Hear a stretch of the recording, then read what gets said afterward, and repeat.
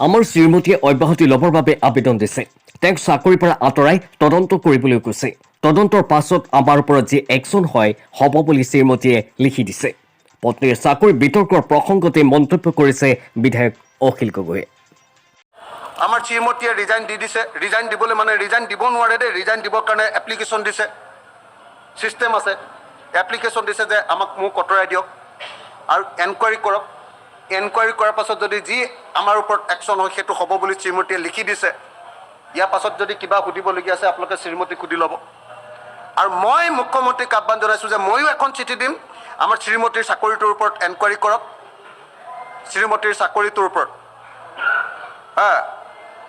খালি খং উঠি আছে কাৰণে কৈছোঁ, হিমন্ত বিশ্ব শৰ্মাৰ নিচিনা 14 বাৰ জন্ম ল'লেও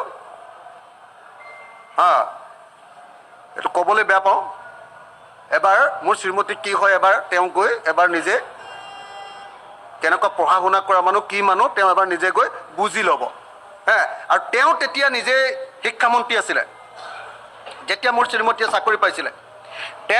তেওঁ এইটোৰ ওপৰত মুখ্যমন্ত্ৰীৰ ওচৰত গৈ অভিযোগ দিছিলে মুখ্যমন্ত্ৰীৰ ওচৰত। মুখ্যমন্ত্ৰীয়ে এপইণ্টমেণ্ট লোৱাৰ আগত এনকুৱাৰী কৰিছিলে তৰুণ গগৈ। এনকুৱাৰী কৰি দেখিলে যে তাত এইজনীতো ডিগ্ৰীটো মানে ফাৰ্ষ্ট ক্লাছ মানে কি কয় গ'ল্ড মেডেলিষ্ট। আমাৰ গোটেই ডিব্ৰুগড় ইউনিভাৰ্চিটি আৰ্টছৰ ভিতৰত তেওঁৰ ডিগ্ৰীত গ'ল্ড মেডেলিষ্ট আছিলে। গ'ল্ড মেডেলিষ্ট গোটেই আৰ্টছৰ ভিতৰত ফাৰ্ষ্ট। আৰু গুৱাহাটী ইউনিভাৰ্চিটিত MA গোটেই আৰ্টছৰ ছেকশ্যনটোৰ ভিতৰত ফাৰ্ষ্ট আছিলে, গ'ল্ড মেডেলিষ্ট। হিমন্ত বিশ্ব শৰ্মাই শুনি পাইছেনে নাই খবৰ লৈ ল'লে হ'ল। মোৰ শ্ৰীমতীয়ে কালি অসমৰ মুখ্যমন্ত্ৰীয়ে ইয়াত প্ৰত্যাহ্বান জনাইছিলে, মই প্ৰত্যাহ্বান জনাইছিলোঁ যে মোৰ শ্ৰীমতী গীতাশ্ৰী তামুলীৰ যিটো চাকৰি তাৰ এপইণ্টমেণ্টত কিবা কেলেংকাৰী আছে যদি তদন্ত কৰিব লাগে। কালি ৰাতি মই ঘৰত গৈ বহুত গালি খাইছোঁ, গোটেই ৰাতিয়ে টোপনি ক্ষতি। আজিও অহাত দেৰি হৈ গৈছে, আপোনালোকে নিজে দেখিছে ঘৰত বহুত ডাঙৰ কাজিয়া। কৈছে যে তোৰ কাৰণে ৱাইফে কৈছে যে তোৰ কাৰণে মোৰ ইজ্জত হানি হৈছে।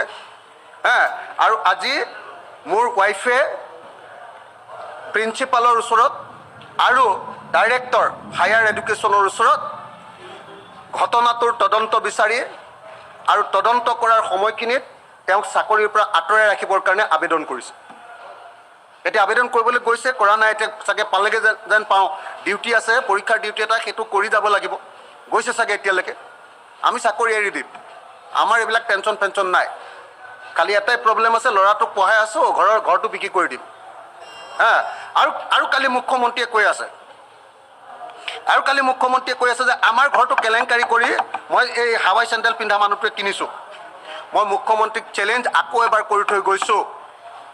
অসমৰ মুখ্যমন্ত্ৰী হিমন্ত বিশ্ব শৰ্মা ডাঙৰীয়া, মই যিটো ঘৰত থাকোঁ এই ঘৰটো মোৰ নহয়, মোৰ ৱাইফৰ ঘৰ। আৰু আপোনাক এই ঘৰটো কিনোতে যদি এটকা কেলেংকাৰী কৈছে তাৰ ওপৰত তদন্ত কৰিবৰ কাৰণে অনুৰোধ জনাইছোঁ।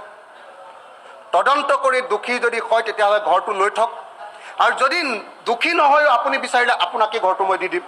এচলীয়া ঘৰ এটা, 14 লোচা মাটিৰ ঘৰ এটা, গোটেই জীৱন কলেজৰ প্ৰফেচাৰ কৰি হিমন্ত বিশ্ব শৰ্মাতকৈ বেছি দৰমহা পায়। এই 14 লোচাৰ ঘৰ এটা, এচলীয়া ঘৰ এটা কিনিছোঁ, পুৰণা 60 বছৰ পুৰণি ঘৰ, বনাব পৰা নাই এইটো। 60 লোচা ঘৰ এটা কিনিছিলোঁ, সেই ঘৰটো হিমন্ত বিশ্ব শৰ্মাকে দি